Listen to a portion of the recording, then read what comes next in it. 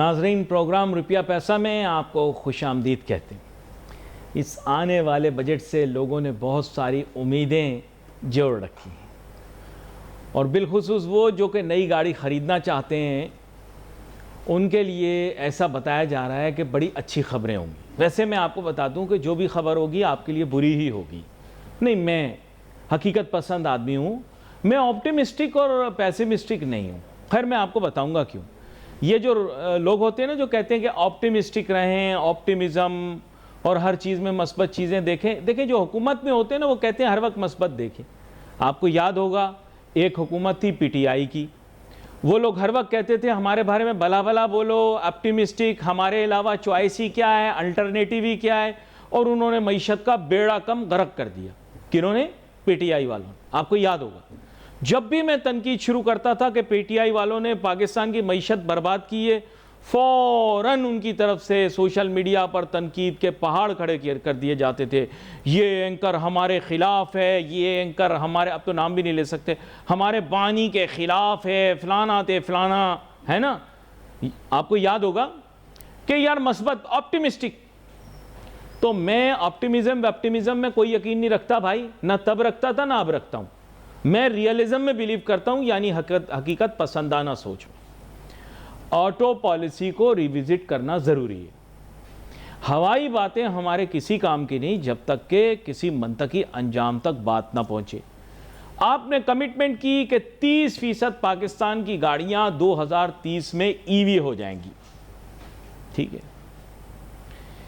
EV हो जाएंगी, EV electric vehicle बन जाएंगी। आपको याद होगा इससे पहले, ईवी से पहले एक और था, जीवी। ये जीवी क्या है? ये जीवी होती थी ग्रीन व्हीकल, और ग्रीन व्हीकल वो होती थी भाईजान जो चला करती थी सीएनजी पे। इतनी थर्ड क्लास पाकिस्तान की पॉलिसी थी हाइड्रोकार्बन मैनेजमेंट की कि हमने मुल्क के अंदर अरबों डॉलर अवाम का लगवा दिया सीएनजी किटों में। सर मैं ऑटो पॉलिसी की बात कर रहा हूं भाईजान, जाग जाओ थोड़ा। ये तुम लोग पूरा दिन टिकटॉक देखते रहते हो, अब पिंकी आ गई, पूरा दिन पिंकी के पीछे भाग रहे हो, इससे पहले किसी और के पीछे भाग रहे थे, एसएसपी का बेटा, फिर उससे पॉइंट पे आया करो, इधर उधर नहीं घूम जाया करो। जीवी क्या है? ये जीवी भाईजान ये कहते थे जीवी पाकिस्तान, ये कहते थे कि ग्रीन व्हीकल पाकिस्तान के लिए बड़ी अच्छी है। फिर एक लम्हे में फैसले तब्दील कर दिए। पाकिस्तान ने जो हाइड्रोकार्बन की अपनी पॉलिसी मुरतब की थी वो बदल दी, और फिर उसके बाद अब सीएनजी किटें सारी बेकार हो गई, और उसके बाद एक रिवाइवल, एक नए तरीके से ऑटो पॉलिसी बन गई। तो हमारा कुछ नहीं पता हम क्या बना रहे हैं, क्या कर रहे हैं, क्या नहीं कर रहे हैं। कभी गर्दिशी कर्जों की बात करके 17 गीगावाट सोलर मंगवा लेते हैं, फिर सोलर आ जाने के बाद रोना शुरू कर देते हैं, ये किसने मंगवाया, ये कौन था, वो कौन था, कुछ समझ नहीं आती इनको, कुछ नहीं पता, यकीन करो कुछ नहीं पता। सर बड़ी गाड़ी में बैठ जाने से इंसान बदल नहीं जाता। मेरे उस्ताद ने बताया था कि अकल, शक्ल और दौलत का आपस में कोई ताल्लुक नहीं। खैर एनीवे, इस बारे में मजीद भी बात करेंगे, लेकिन अभी हमें ज्वाइन कर रहे हैं जनाब एहसन मेहनती साहब, किसी तारुफ के मोहताज नहीं, इक्तसादियात और मुआशियात के मौजू पर बड़ा गहरा तज्जिया करते हैं। वेलकम करता हूँ आपको सर शो में। Thank you. अब बात कुछ ऐसी है कि सर आज काफ़ी अरसे के बाद ऑटो पॉलिसी पे आपके साथ बात करूंगा। अब इसके बारे में हमें बहुत अच्छे ख्वाब दिखाए जा रहे हैं। एक तो हमें यह बताया जा रहा है कि ईवी पर टैक्सेस कम हो जाएंगे। मैं आपको लिख के बता रहा हूं कि टैक्स तो कम करेंगे, लेकिन लोकल मैन्युफैक्चरर को कभी भी उसके इंटरेस्ट को हार्म नहीं करेंगे। आप एग्री करते हैं या डिसएग्री करते हैं? देखें, यू आर राइट कि ये पूरी दुनिया के अंदर एक स्ट्रेटजी होती है कि लोकल जो इंडस्ट्री होती है उसकी ग्रोथ देनी होती है। ये जाहिर है इन्वेस्टर कॉन्फिडेंस के लिए भी इम्पोर्टेंट है। जो आने वाली इन्वेस्टमेंट होती है वो भी ये देखती है कि लोकल इंडस्ट्री अगर वो लगती है तो उसको किस तरह की प्रोटेक्शन मिलती है। सारी दुनिया के अंदर ये प्रोटेक्शन जो है वो दी जाती है। कुछ मुल्कों में ज़्यादा दी जाती है, कुछ में कम दी जाती है। बट क्योंकि हम जो है वो इस वक्त पार्ट ऑफ द ये पूरा ट्रेड और एसोसिएशन के पार्ट हैं, तो आई थिंक कि हमें कोई ऐसी IMF प्रोग्राम में रहते हुए तरजीहात कोई इतना इजीली जो है वो हम नहीं उसको कैरी कर सकते, और हमें जो है वो काफी हद तक उस पर देख रेख भी है दुनिया भर की कि हम लोकल इंडस्ट्री की प्रोटेक्शन के लिए कम से कम इंपोर्ट का कंप्लीटली बैन होना, आई थिंक ये वो काफी डिफिकल्ट हमारे लिए होता है WTO के तहत। तो आई थिंक कि जो इसकी मॉनिटरिंग इसलिए भी जो है हमारे लिए डिफिकल्ट होती है क्योंकि IMF प्रोग्राम में वो पर्टिकुलरली मेक श्योर करते हैं कि दुनिया भर के जो रेगुलेशंस हैं उनको हम फॉलो कर रहे हो। तो इट्स नॉट दिस इजी कि हम जो है वो लोकल प्रोटेक्शन करें, और वो इस हद तक करें कि WTO के कवानीन को हम जो है फॉलो ना करें। अच्छा, यहाँ पर जैसे आपने बात की कि IMF की ख्वाहिश ये है कि बैनुल अक़वामी सतह पर जो राइज निज़ाम है उसका एहतराम किया जाए, जिसके माने ये हैं कि फ्री एंड ओपन कंपटीशन। तो एम ये है कि फिर आपको इंपोर्ट टैरिफ भी कम करना पड़ेगा ऑन व्हीकल्स। अनफॉर्चुनेटली हमारे पास जो 3 या 4 लोकल मैन्युफैक्चरर्स हैं, सो कॉल्ड, जो कि बेसिकली असेंबलर्स हैं, उनका इन्फ्लुएंस भी बहुत है और उनका कहना ये है कि हमारा इकोनॉमी पर इम्पेक्ट भी बहुत है। अगर उनको मराद देते हैं, अब फॉर्चुनेटली और unfortunately, that benefit is only about 5% और 10%, which is very gradual reduction. Secondly, imported vehicles के ऊपर भी अगर 5 या 10% करते हैं तो it doesn't make so much of a difference. And remember, these tariffs are part of the tax structure, they are not part of the actual price of the vehicle. तो वो अपनी जगह रहेगी, सिर्फ उसके ऊपर जो टैक्स लग रहे हैं उस पर 5% तक छूट। Do you think it will be enough? ऐसे हाइपोथेटिकली कह रहा हूँ।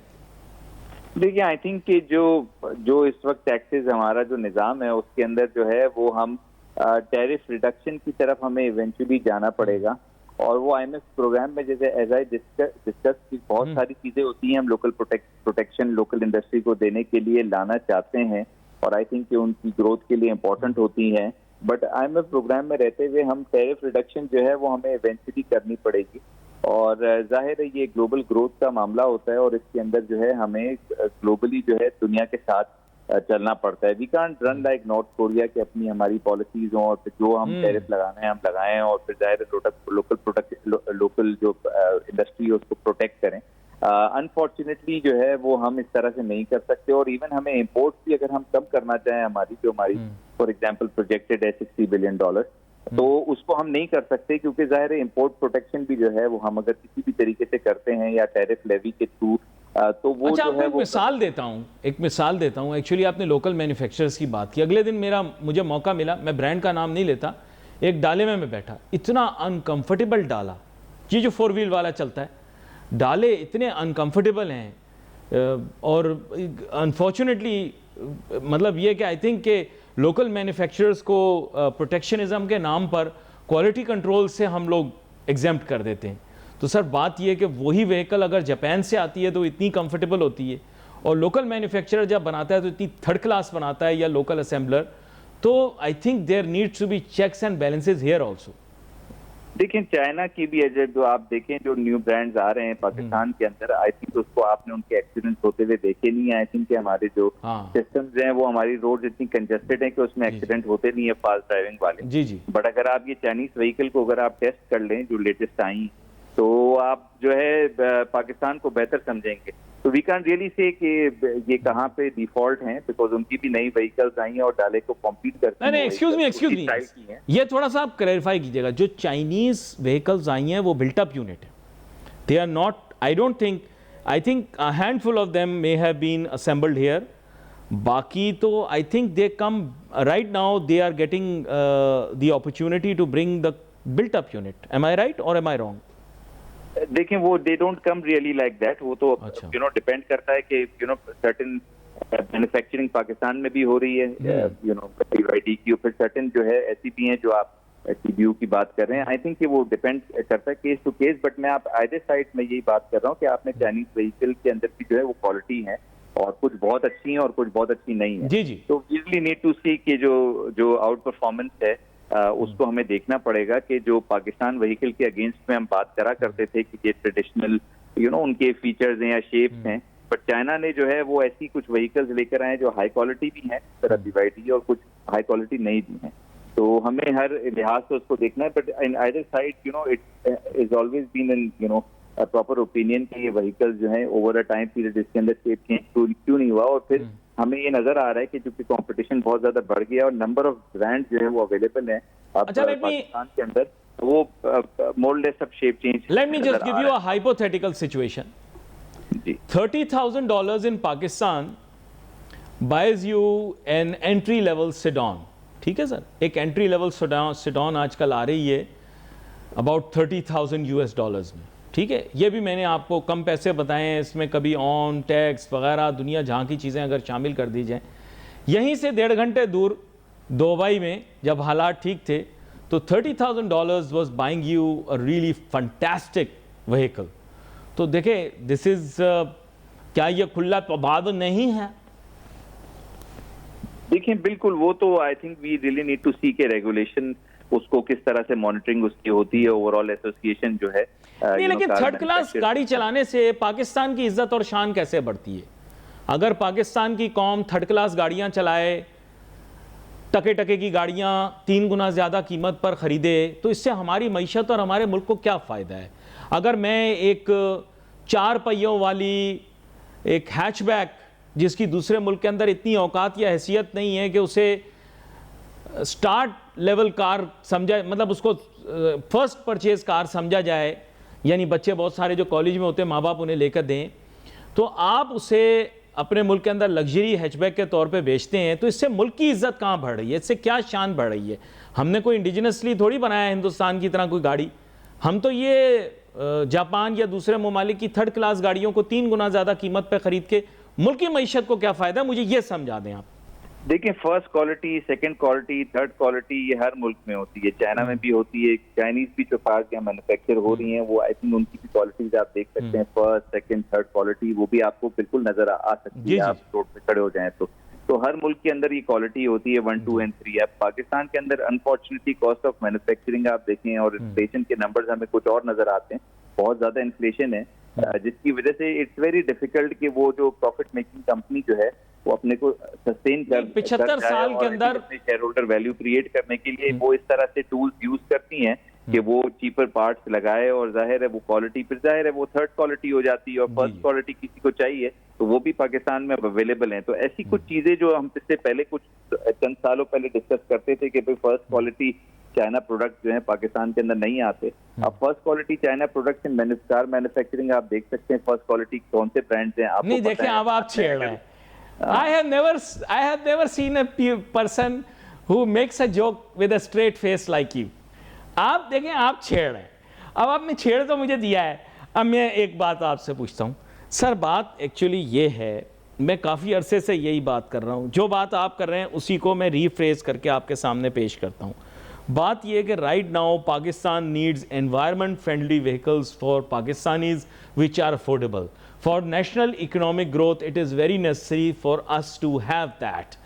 Is it shown in our auto policy or not? मेरे लिए ये important है कि मेरे हर शहरी के पास क्वालिटी राइड हो जो कि वो अफोर्डेबल तरीके से इकोनॉमिकली चला सके। Is the auto policy reflective of that? I think auto policy जो है वो रिफाइन हो रही है, उसमें रिफॉर्म्स आ रही हैं, और उसमें जो है वो जिस तरह से कहा गया है कि वो इसके अंदर इसको रेगुलेटर जिसके जो हैं वो हमारे लोकल तो हैं, बट इस पॉलिसी को देखने वाला जो हमारा लेंडर है वो इस पॉलिसी पे जो है भी असरअंदाज हो रहा है। तो यू कैन रियली से कि ये ऑटो पॉलिसी जो है वो कोई कोई ऐसे मुल्क की है जहाँ पे जिसको कोई नहीं सर पैर है उसका, या कोई for example drafted unwell drafted है, या फॉर एग्जांपल इंटरनेशनल नॉर्म्स को नहीं कैरी कर रही है। You can really say that because उसके ऊपर रेगुलेशन है। हमारी सारी डॉक्यूमेंट्स, बजट डॉक्यूमेंटेशन भी हमारी आप देखें कितनी प्रोफेशनल लगती है। आप बजट आएगा, आप पढ़े उसको तो आप दुनिया भर के बजट के साथ उसको कंपेयर कर सकते हैं ना। इस दर की कोई गलती नहीं होती है। इंटरनेशनल लॉ फर्म्स जो है इंगेज होती हैं उसको डेवलप करने के लिए। आप निकालें बजट के अंदर गलतियां, वेरी डिफिकल्ट के उसके अंदर निकलें, क्योंकि इंटरनेशनल फर्म्स इन्वॉल्व हैं, और इंटरनेशनल फर्म्स ना सिर्फ उसको बनाती हैं बल्कि जो है उसको रिव्यू करके जो है उसको इम्प्लीमेंट भी करवाती हैं। तो we are in a very separate paradigm, but you see these international brands है, उसको रिव्यू कुछ और होता है, मतलब प्रोफेशनलिज्म के साथ उसका रिव्यू होता है। रॉन्ग पॉलिसी लग नहीं सकती है, कोई चीज ऐड नहीं हो सकती, फेवरेटिज्म हम कर नहीं सकते। तो WTO के कवानीन के अगेंस्ट में कोई ऑटो हम नहीं जा सकते। We are talking about the auto policy, और आगे आने वाले बजट के अंदर ईवी के ऊपर और कन्वेंशनल व्हीकल्स के ऊपर क्या गवर्नमेंट की पॉलिसी बनेगी। I am not optimistic, I know कि हमारी ख्वाहिशात कुछ भी हों, एक एक आपको पता है इंसान की ख्वाहिशात बहुत सारी होती हैं। शादी से पहले बहुत सारे लोगों की शादी से ख्वाहिशात होती हैं, फिर शादी हो जाने के बाद उनकी जो कैफियत होती है वही अमूमन ताजिर सनतकारों की होती है बजट की स्पीच सुनने के बाद। तो बिल्कुल वैसी ही कैफियत आप लोगों की बजट सुनने के बाद होने वाली है। पेट्रोल की कीमतों के अंदर भी इजाफा जारी रहेगा, कोई जंग वंग बंद नहीं हुई, कोई कुछ नहीं हुआ। इस बारे में एहसन मेहनती साहब ने बहुत पहले पेशगोई कर दी थी प्रोग्राम के अंदर कि ये जंग कितनी लंबी चलेगी, हमें इसके मुतालिक बात करनी चाहिए। रुकेगी या नहीं रुकेगी, that's not the question. Now as all of this continues, मसला ये है एहसन मेहनती साहब कि ईवी का इशू इसीलिए उठा है क्योंकि पेट्रोलियम मसनूआत की कीमतों के अंदर मुस्तकिल बुनियादों पर इजाफा हो रहा है। हुकूमत ने कोई ना कोई लॉलीपॉप आवाम को पकड़ानी है जिससे थोड़ा बहुत हुकूमत को तवालत मिल जाए, और वो लॉलीपॉप है ईवी पॉलिसी। लेकिन प्रॉब्लम ये है कि only you and me had discussed on TV about a scenario where oil will be more than $100 a barrel. Now, whether we like it or we don't, we will have to live in this $100 plus per barrel environment. तो आपके ख्याल से इस environment के अंदर पाकिस्तान की auto policy को आप बोल रहे हैं इवॉल्व कर रहे हैं, जो इवॉल्व कर रहे हैं वो कितने थिंकर हैं या कितने डायनेमिक हैं या कितने विजनरी हैं? देखिए, आई थिंक कि प्रोफेशनलिज्म तो हमारा आपको नजर आ रहा है कि वो जो हो सकता था, जितना हम उसको यूज कर सकते थे वो हमने किया। हमारे जो एक्सटर्नल अकाउंट का जो सरप्लस था पिछले महीने तक, वो चीज इंडिकेट कर रही थी कि जो लोग बैठे हुए हैं इसकी मैनेजमेंट में वो काफी, और इस वक्त आप देखें पेंडा बॉन्ड का लॉन्च हो रहा है, सेलिब्रेशन हो रही हैं, पाकिस्तान को बहुत अच्छे रेट्स पर लोन मिल रहे हैं, यानी कि फेवरेबल रेट पे, बिकॉज हमने एक्सटर्नल अकाउंट की मैनेजमेंट बहुत अच्छी की है। एक्सपोर्ट नंबर्स जो हैं वो ग्रो हो रहे हैं, रेमिटेंसेस 11% ग्रो हुई जो हमें नजर आई अप्रैल माह की। तो आप देखें कि जो लोग, हमारी जो मैनेजमेंट है, फाइनेंशियल मैनेजमेंट है, वो काफी मुस्बत हो रही है और वो अप टू द मार्क हो रही है। तो हमें इसको थोड़ा पॉजिटिवली लेना चाहिए। दूसरी बात ये कि जो हम ऑटो पॉलिसी की है, की जो पॉलिसी है उसको देख के, जिस तरह से आपने इंडिकेट किया कि चूंकि ऑयल प्राइसेस बढ़ गई हैं, हमें हम वी आर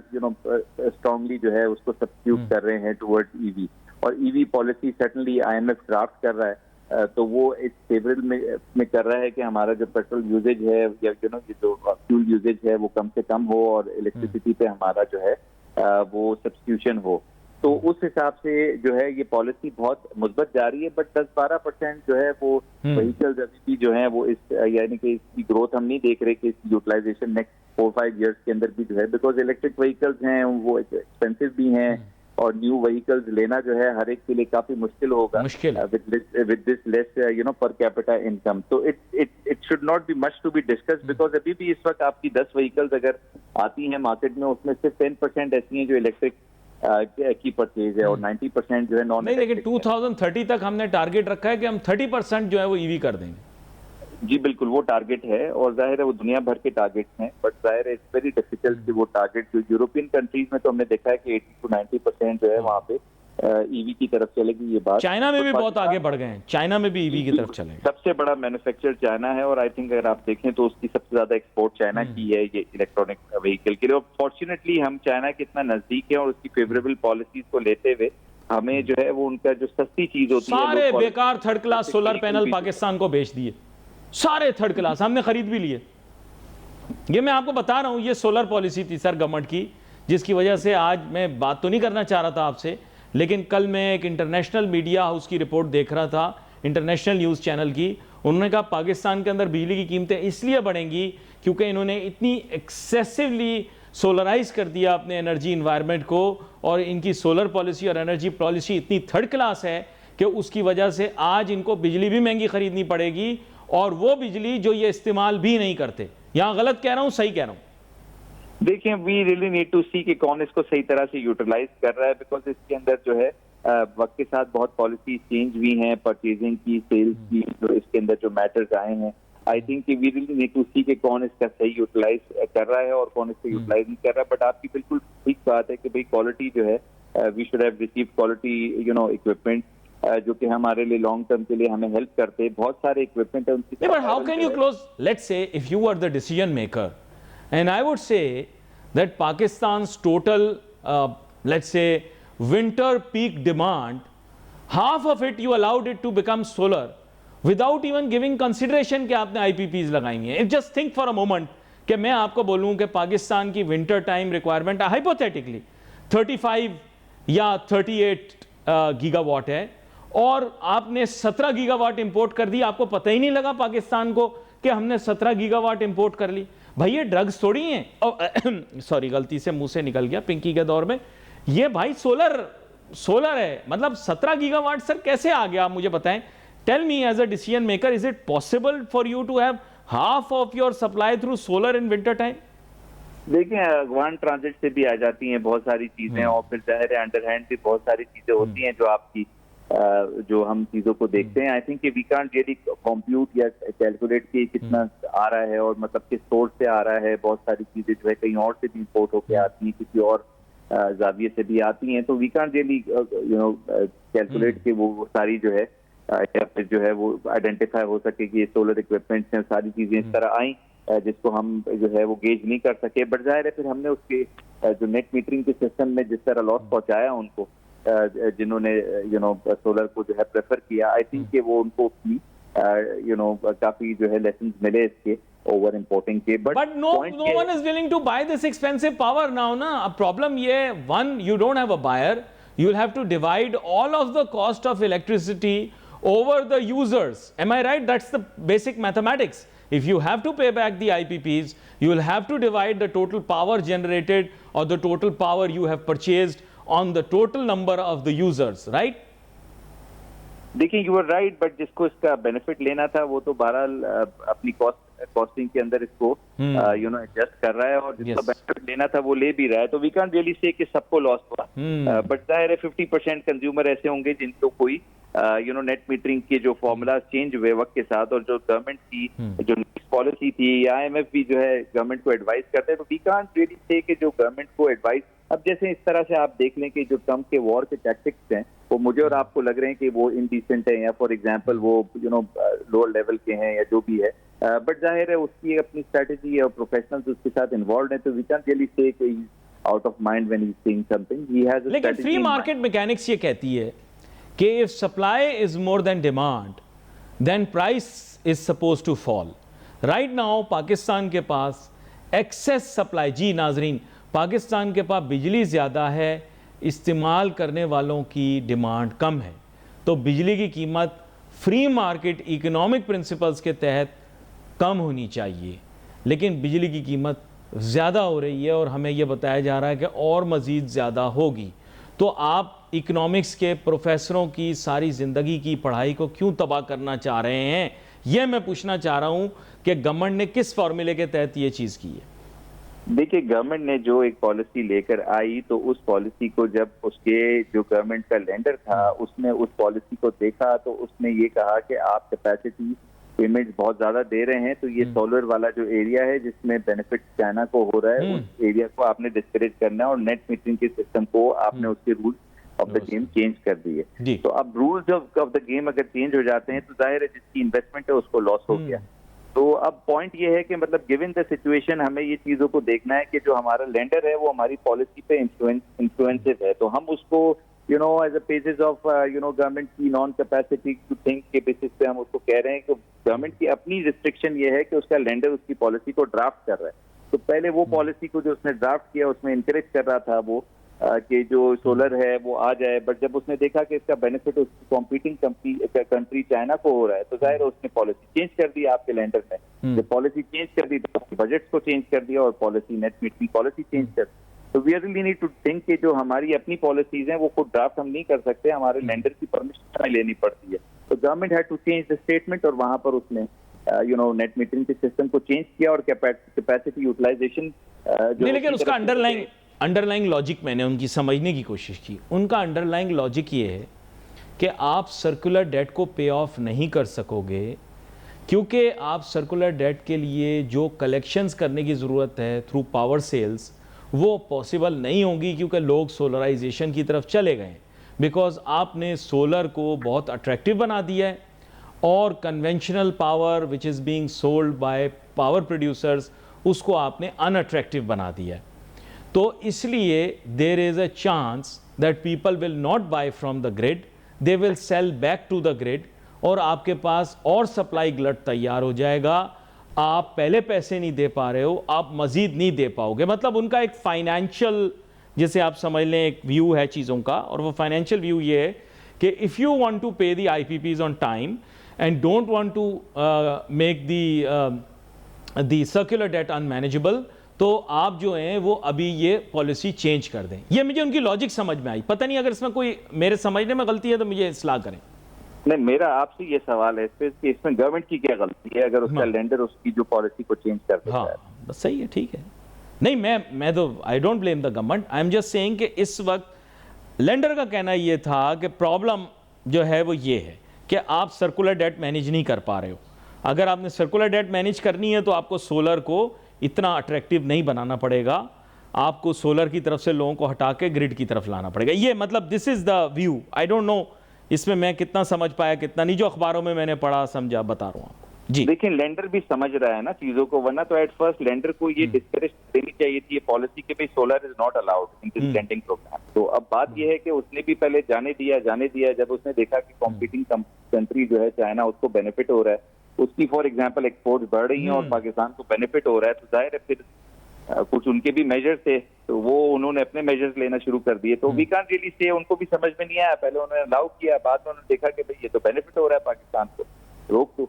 तो ये भी तो बहुत सारी चीजें होती है ना, because can't be run independent just for the sake of के जो हम एक सिस्टम से जो है निकल आए, एक फॉरेन पॉलिसी से निकल आए उसके साथ। तो आई थिंक इसको सारी चीजों को देख के चलना पड़ता है। ये तो जाहिर लेंडर को देखना है कि कहाँ की परमिशन उनको मिलती हैं और वक्त के साथ वो क्या चीज आइडेंटिफाई करते हैं कि हमें कोई एक्सेसिवली जो है नहीं बेनिफिट मिल जाए और हम जो है इंडिपेंडेंट हो जाए उनके साथ। अच्छा, एक बड़े मोहतात अंदाज में मैं आपसे पूछना चाहूँगा कि ये जो ईरान और इसराइल की जंग जारी है, इसकी वजह से पाकिस्तान के बजट पे किस हद तक इम्पैक्ट्स आएंगे या किस तरह के इम्पैक्ट्स आएंगे? जी देखिए, हमारे बजट के अंदर दो एरियाज हैं, जो कि एक एक्सटर्नल अकाउंट का है, वो हमने मैनेज कर लिया है। बॉन्ड्स हम एक जगह पे रीपेमेंट कर रहे हैं, फॉर एग्जांपल हमने यूएई की रीपेमेंट कर दी, फिर उसके बाद हमने जो है पेंडा बॉन्ड इशू कर दिए, तो एक जगह से, या फिर फॉर एग्जांपल सऊदी सपोर्ट आ गया, तो पैसे तो हमारे पास एक्सटर्नल तो बैलेंस सारा अपेरेंटली नजर आ रहा है। बजट के अंदर वही चीजें हैं कि भाई हमारी सोर्सिंग ऑफ डॉलर्स क्या होंगी, हो सकता है प्राइवेटाइजेशन को हम थोड़ा सा और तेज कर दें, और फिर जाहिर है उस प्राइवेटाइजेशन के लिए हम सऊदी गवर्नमेंट की तरफ भेज जाएं, रिफाइनरीज हैं, बहुत सारे $10 बिलियन की इन्वेस्टमेंट आनी है अंडर SIFC। आई थिंक कि वहाँ पे थोड़ा फोकस नजर आ रहा है कि एक्सटर्नल अकाउंट को मैनेज करने के लिए सऊदी इन्वेस्टमेंट पर जो है वो फोकस दिया जा सकता है और उसकी प्रोजेक्शंस भी की जा सकती हैं और कमिटमेंट भी किए जा सकते हैं।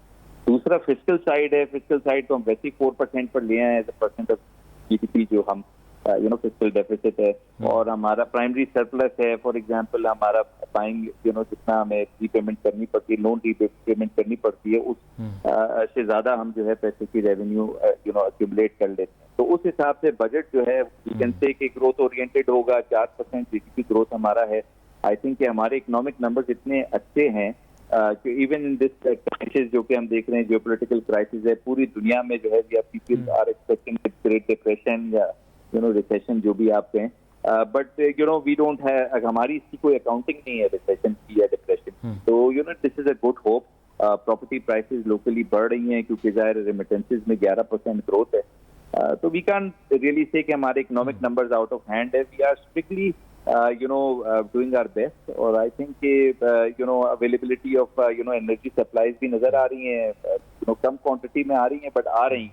तो वी कैन रियली से कि गवर्नमेंट जो है वो फाल नहीं है। तो आप भी नजर आ रहा है कि इतनी अच्छी एफर्ट्स हैं और इतनी अच्छी परफॉर्मेंसेज हैं। जी, मैंने खुद सारे ऐसी ज़बरदस्त परफॉर्मेंस देखी है गवर्नमेंट की। कल जो इन्होंने कौमी खिताबात दिए हैं और जिसे कहते हैं लोगों को रिकग्नाइज़ किया है, लोगों की परफॉर्मेंस को, उससे पता लग रहा है कि हुकूमत की कारकर्दगी बहुत अच्छी है। मैं तमाम TV एंकर हजरात जिनको कल मेडल्स मिले हैं और तमगात मिले हैं, उन सबको मुबारकबाद पेश करता हूँ। मेरे अंदर कोई हसद नहीं है, मैं सबकी खुशी में खुश हूँ और शामिल हूँ। मैं तो इस काबिल हूँ ही नहीं, तो इसलिए मैं तो अपने आप को कभी भी किसी कौमी तमगे या एजाज़ का मुस्तहिक नहीं तस्वुर करता।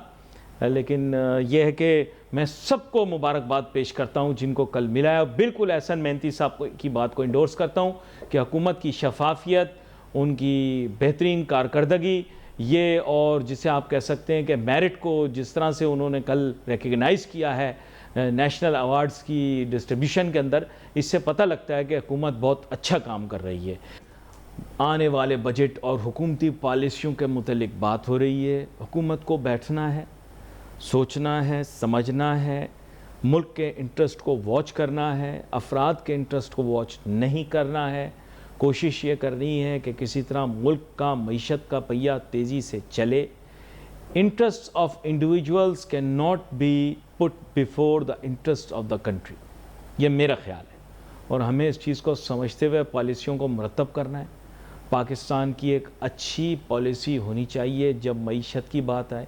हर सेक्टर, हर इंडस्ट्री के लिए आसानियाँ पैदा करनी चाहिए। अगर मराहत मिलें तो सबको मिलें, अगर आसानियाँ पैदा हों तो सबके लिए हों। इम्पोर्टर, एक्सपोर्टर, ताजिर, ये एक ही चीज़ तस्वर की जाती है। या आप लोग इम्पोर्टर को बुरा, एक्सपोर्टर को अच्छा कहते हैं। ये आपकी सोच है क्योंकि आप लोगों को चीज़ों का पता ही नहीं है। जब टीचर पढ़ा रहा था आप बातों में मसरूफ़ थे। जिस मुल्क के अंदर जितनी तिजारत होती है उसके लिए अच्छी तस्वर की जाती है। और देखें, अगर मुस्तकबिल में लोग मजाक उड़ाते थे Pakistan is a trading state, Pakistan is a trading state, this is going to become a very good thing for us in the future. आप देख लीजिएगा इस बात को, क्योंकि पाकिस्तान दुनिया भर की अशिया को अपने पास मंगवा कर एशिया के मुख्तलिफ ममालिक तक पहुँचा सकता है। ये पाकिस्तान की लोकेशन की खूबी है। आज जब आबना हरमुज़ बंद हो गई तो अब आपको अंदाज़ा हुआ कि पाकिस्तान और बहर अरब और इस खित्ते की क्या अहमियत है। बहर अरब की बात की ना आपने, लेकिन पाकिस्तान जो है उसको क्या क्या फ़ायदा हो सकता है ये अब आप आगे चल के देखिएगा, क्योंकि आप लोगों की विज़न बहुत महदूद है। इस वजह से बहुत सारी चीज़ों के मुतल्लिक आप समझ नहीं पाते। बहुत नैरो थिंकिंग के मालिक, टनल विज़न के मालिक लोग हैं।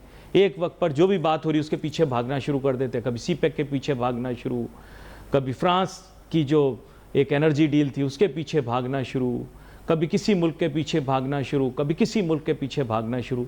अपनी इंडिजिनस पॉलिसी बनाएं, अपनी पॉलिसी खुद मुरतब करें, अपनी माशी पॉलिसी ऐसी बनाएं कि वो मुल्क के फ़ायदे में हो। खैर, इस बारे में और भी मज़ीद हमारी गुफ्तगू जारी रहेगी। We wait for message on Facebook. Ali Nasir हमारी टीम को इजाज़त दीजिए। अल्लाह हाफिज़।